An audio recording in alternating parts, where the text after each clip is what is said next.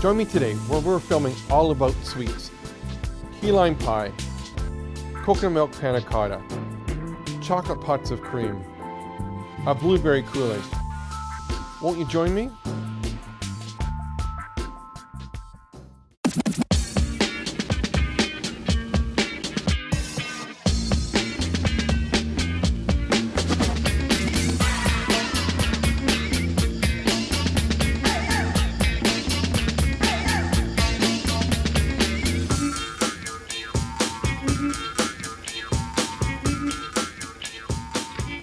So I brought my good friend Chef Steve back on because, you know, we have done a whole bunch of different main courses. Yes. But what's better than a little bit of sweetness going on, you right? need dessert for sure. Exactly. Yes, you do. So we're going to do 4 desserts, and we're going to make some bread today. Okay. So you're going to be making. I'm going to be making panna cotta, and then I'm also going to be doing a blueberry coulis. Perfect. And I'm going to be making some key lime pie, some chocolate pots of cream, and some bread. And as I mentioned earlier, you know, this is how I really got into cooking, was making bread when I was 10 years old. Right. And just love doing it. And this is something simple and easy that you can do any day at the cottage. So this is my cheater sourdough, okay? All right. So we have some bread flour. And this is one that I do use the organics versus just regular flour, because I don't want anything else in my flour. It's unbleached, so away we go. So we're going to add a little bit of salt. Probably about a teaspoon if we're keeping track. A teaspoon of sugar. It's a little humid, so just it kind of comes together as we're there. And then we're going to put in about a teaspoon of yeast. And this is the quick rise yeast that you can buy any grocery store. You can buy the package and just use one package. And there's 4 cups of flour to this recipe. So then what we're going to do is just stir this together. And the benefits of the quick rise are that you don't need that extra rising stage, right? It skips a stage, so it's nice and quick. Exactly. So we could be out swimming, or maybe having another Waterloo Dark. So we're just going to put this, stir it together, and then I'm going to take some of my Waterloo Dark and about a half a cup. Okay, maybe just a touch more. In that goes. I have a 1/4 cup of olive oil. If you don't have olive oil at the cottage and you want to use canola oil, use canola oil. Just, again, it's what you have is what you're going to make it. Then we're just going to add a little bit of cold water right from the tap. Stir that together. Just a little bit more. Perfect. And then what we're going to do with this is we're going to put some saran wrap over it, and we're going to put it on our counter. And you're going to leave it on your counter for 24 hours. So make this the day before and just wrap it, and then we're going to bake it. We'll add a little bit more flour just before we bake it, and it's fantastic. And by leaving it on your counter for 24 hours that way, it gives it a little bit of the fermentation from the yeast, so it gives it that just a little bit more. You get a bit of a tang to it, right? Exactly. Right. And I like to refer to this as my cheater sourdough. Yeah. So, those of you who don't have time for, the true starter. Well, the true starter does take lots of time. It takes multiple days, it is a process. And again, when you're at the cottage, the last thing you want to be doing is spending lots of time in the kitchen. Right. You know what I mean? So it's nice to get something done. And I just want to show you that it is still really, really moist. That's what you're looking for, is you don't want to have really dry, because if it's too dry, it's going to be really dry when you bake this. So we're going to grab some saran wrap.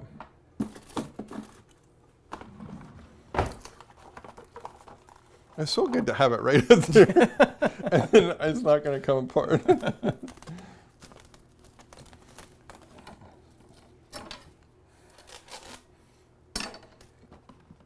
And you're going to notice the last little secret that I do is it's just going to have a little bit of opening there to get some of the air, because there's natural flowing yeast all around us. So this goes back. We're going to put it over here.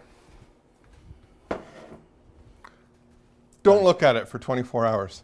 Done. Okay. Okay, so for the panna cotta, I have a can of coconut milk. So this is nice for somebody who is, of course, starting to stay away from dairy, lactose intolerance or anything like that. So coconut milk, pour that in. I have 2 tablespoons of sugar. And you could use maple syrup for this instead of the sugar, right? I was just going to say you could use brown sugar, maple syrup. You could use agave syrup if you wanted to, coconut sugar if, white table sugar was something that you were trying to stay away from. A couple of teaspoons of vanilla extract, and then a package of gelatin. And we call it panna cotta, but it's really just a custard. Yeah, just a kind of a custard without the egg, yeah. So we're just going to stir that in, and then I'm going to put it on the stove. About medium high, right? Yeah, I'm going to kind of just bring it right up, kind of just below kind of a boil. Actually, if I can jump in here for a second, Chef, I'm just going to grab a whisk.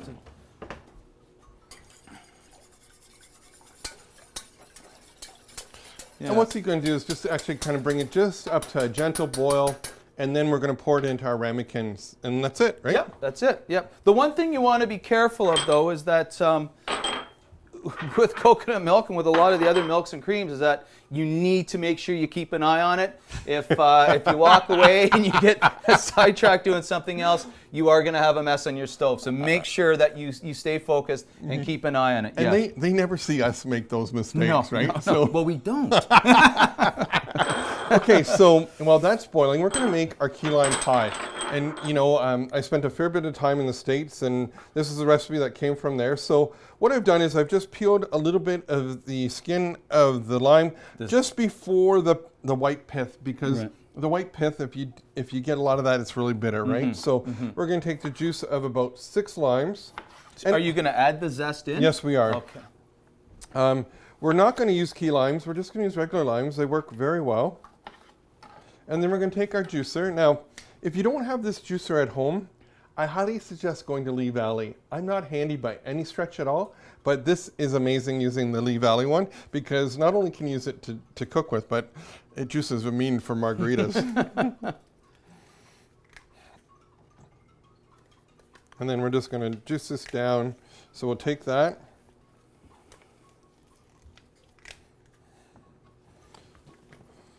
Thank you. Yeah. And it just smells amazing. And lime just invites, everybody back to the kitchen again. And the other great thing is it's not a lot of cooking time with this, so it's not really, you're not heating up the kitchen, and away we go. And then I'm going to let you in on a little ChefD secret. Are you ready? I'm ready. Sweetened condensed milk. Hi. When I was a lot younger, I'd go over to my grandmother's house and grab the sweetened condensed milk, and I would just take it, open it up, and just pour it on my toast. Oh. Have you ever? I know. It's lucky I have any teeth left. So sweetened condensed milk. So we're going to use 2 containers. They're 300 milliliters, so 600 milliliters of the sweetened condensed milk. And the great thing about the sweetened condensed milk is people think it's really high in fat. It's not. It's 1%. And when I was in Mexico a couple years ago, I was talking with some chefs down there, and they use a lot of evaporated milk. They use a lot of sweetened condensed milk, and I was asking, why wouldn't you use? He goes, think about it. We don't have refrigeration. Some of when our grandmothers taught us how to cook and that, and this all keeps, right? So, again, 2 of these in.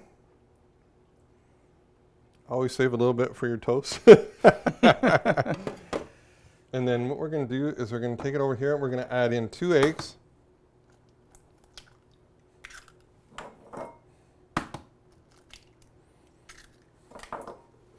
Two egg yolks. Maybe not that one. Okay, I'm going back to my hands because it just works so much better. 2 egg yolks.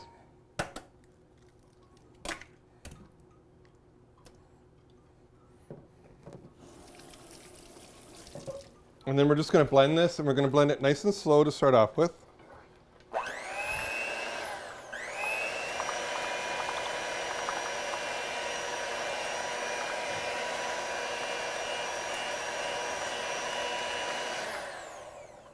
And just before I finish, I'm going to take my zest of my lime, put that in.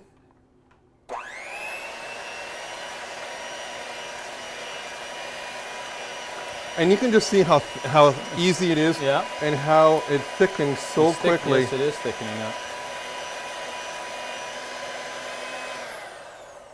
Now, if you want, and I know some people are going, "Oh, it's raw egg, and it really doesn't get cooked."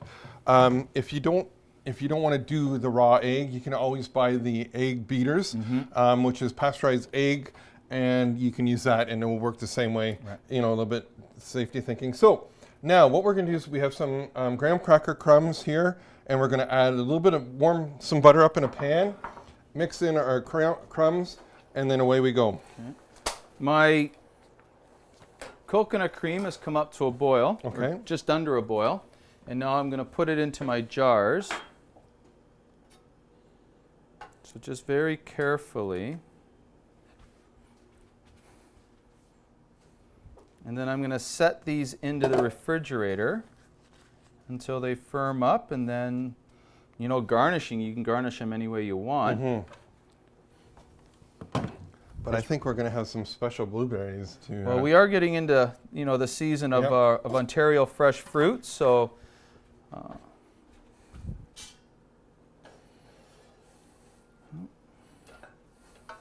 it is nice to get out there and visit some of those summer markets, and you know. And yeah, support the farmers, because you know they're working hard at supplying us some amazing foods, and it's great that we can actually support them in this. Okay, so these I'm going to put onto a plate. Okay. And then into the refrigerator.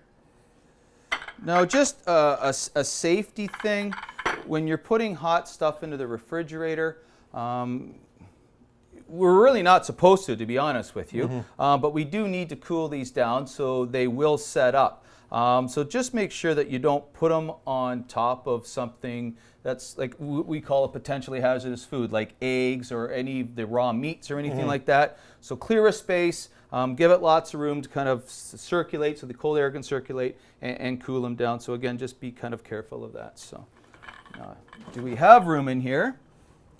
There we go. Okay. Perfect. So my butter's melted, and what I'm going to do is take some of our graham cracker crumbs, and this is how easy this is. You just stir this together like so. Now, at this point, if you wanted to, you could bake the graham cracker crumbs in your little ramekins, or you can just leave it this way, and it gives it a nice, really soft and chewy crust. So we will not be baking this. I'm just going to finish it all together. And really, with the butter and everything together, it doesn't smell much. It's again, like you said in one of the other episodes regarding smell-o-vision. We need to really patent that. And then I just put it in like so. Nothing fancy about how the crumbs go in. I don't press them down. I let the custard do that.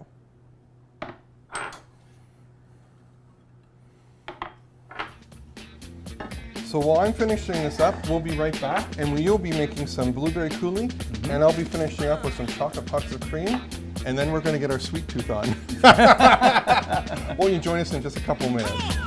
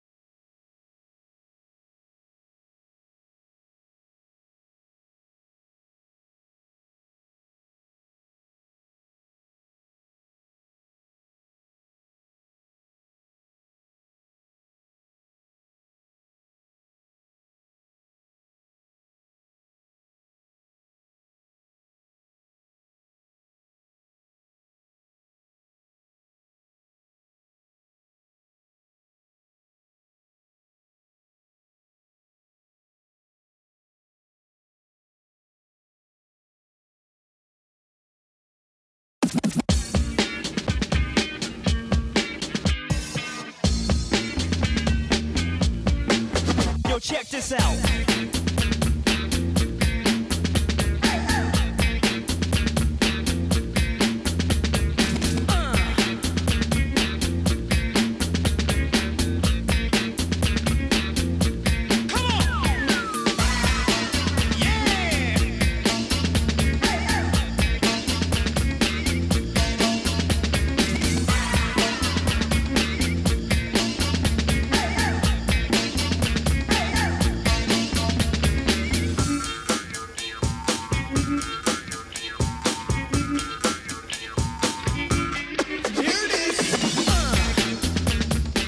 Hey, welcome back. And while you've been away, we've been working really hard. So we brought out some of the bread that we actually made yesterday and let it rise and baked it in the oven. And when you, sorry, not even in the oven, I baked it in the barbecue. So to, yes. again, keeping the kitchen kind of cool. Yeah. So indirect heat. So I put it on the top rack and in a baking pan.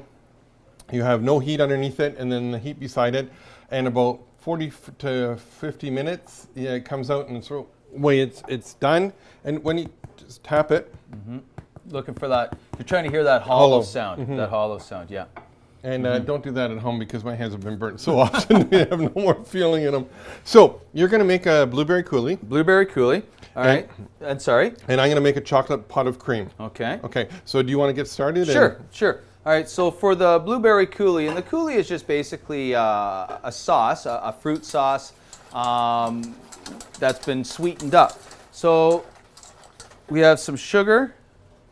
Okay, probably about a cup of sugar. And we're going to put the sugar. And I put it on your burner right there for you. Okay, on the stove.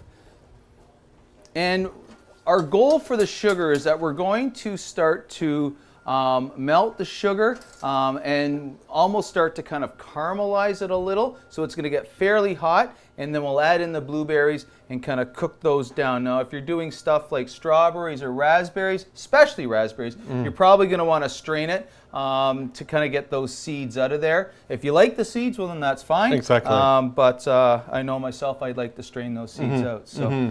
And so you're going to get going on that. And then I'm making chocolate pots of cream. Okay. And chocolate pots of cream is just custard again. And you've kind of seen a whole maybe kind of flowing of all our recipes today because they all are different custards. Our panacotta, our key lime pie we made a custard with. And then, of course, we're going to finish with this custard. And this is just the basis of creme brulee, but we're not going to burn the sugar on top of it. What I've behind me, I have 2 cups of cream and 2 cups of 35% cream. So whipping cream and regular cream. If you're really counting your calories and don't want as much fat, you can use lower amounts of cream, but really, why? You're at the cottage, you're having fun, you know? So we're warming the cream up, or scalding it is the actual proper term. And we're just gonna bring it up just before a boil. I'm just gonna bring it over to the camera. And you can just start seeing how it's just starting to froth and coming up to a boil. And that's the other thing, is that when you want to do this, is that you do want to use 35% cream and a little bit of the 10%, because then you bring it up to boil, it's not going to split on you, because that's nothing worse than splitting custard, because you want scrambled eggs. You have scrambled eggs in the morning. Custard, you want it nice and smooth. So then I'm taking some milk chocolate and some 85% dark chocolate, put it in, and we're going to stir this in off the heat, just like so. You're just going to let that chocolate melt in Exactly.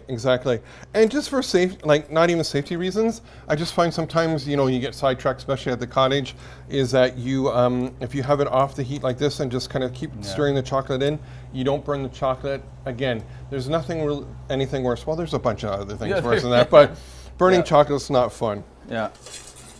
So my sugar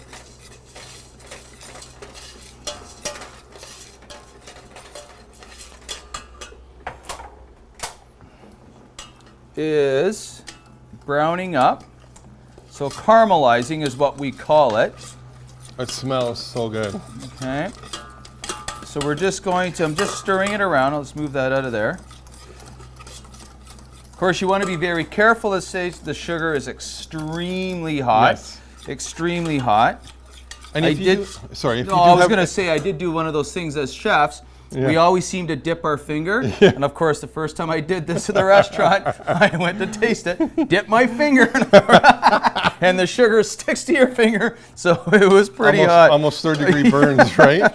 And if you're having your kids or grandkids come over and helping, this is one that you might want to do as an adult by yourself and just say to the children, yes, you know, stay beside me. That again, because safety is always everything in the kitchen. So I have my chocolate here melted all into with my cream.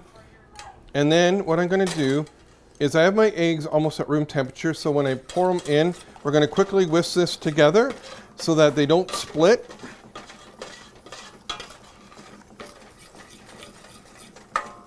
Encompass them all. Then the last little bit, stir that in.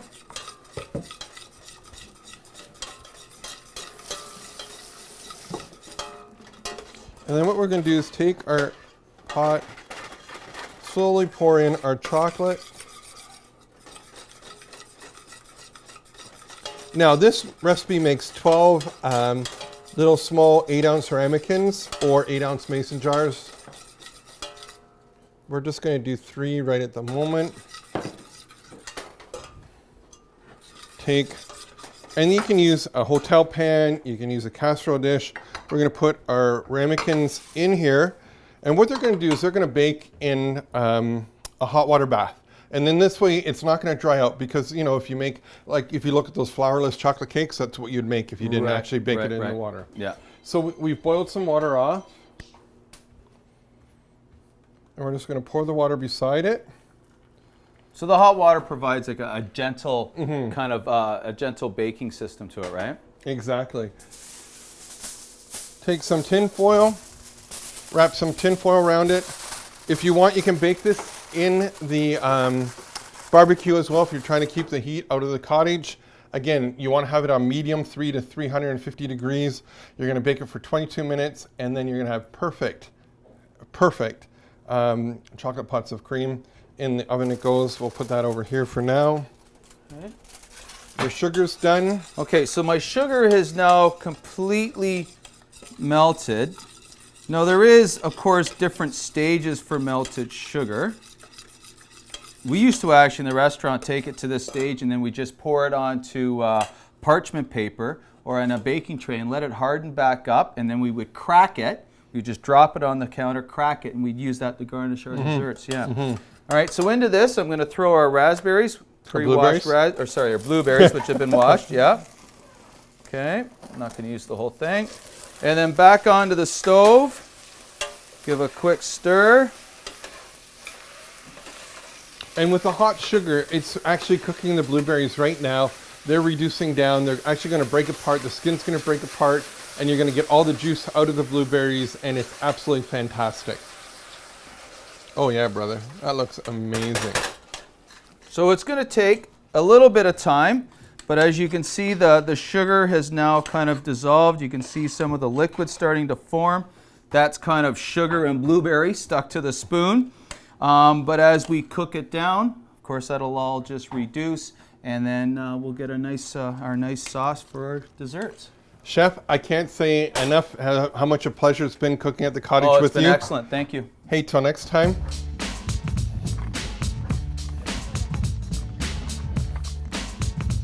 Well, Glenn and Catherine, it's been amazing being at your cottage. So we have a little bit of dessert here. So I have some chocolate pots of cream with our blueberry coulis.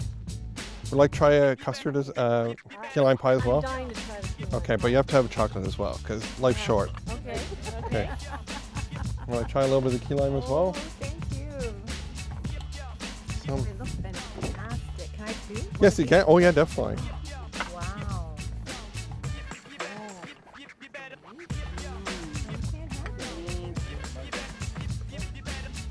There you go. And we also have some coconut milk panacotta. We'll give that to Glenn because he's a healthier guy. Thank you. I'm very healthy. A little bit of chocolate. Thank you. Beauties. Keith, I think you should do chocolate and key lime. Okay, sold. Okay, enjoy, folks. Thanks, Chef. Thanks, Chef. Good. Always. I love Marley.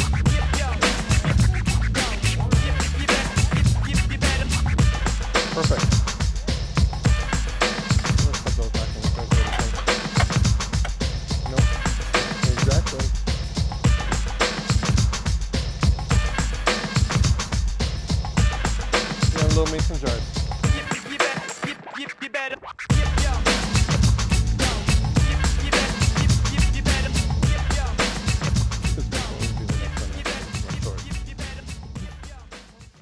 Hey, you never know which cottage I'm going to show up at. It might be yours. Till next time, I'm Chef D.